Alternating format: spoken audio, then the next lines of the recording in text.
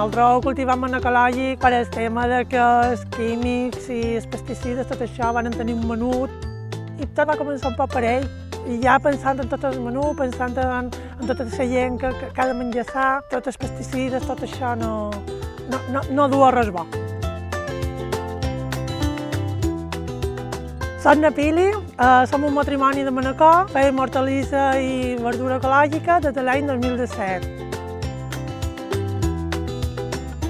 Arrel de que me vaig quedar desempleada, jo sempre he estat en comerç i el meu home informàtic. I varen emprendre això perquè sempre m'ha agradat molt el tema aquest de menjar sa.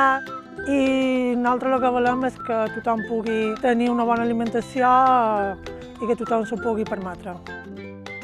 A nosaltres ens agrada també d'improvisar un poc, d'innovar, procurar cercar llavors antigues, que siguin lliures, que siguin rares per donar un poc de canvi, un poc de diversidad en el mercado. Yo pienso que hay que traer variedades de diferentes sitios, pero variedades que se adapten a nuestro clima y a nuestros recursos, porque si no es una locura, por el simple hecho de ganar dinero, cultivar algo, me parece algo totalmente que no se debe de hacer.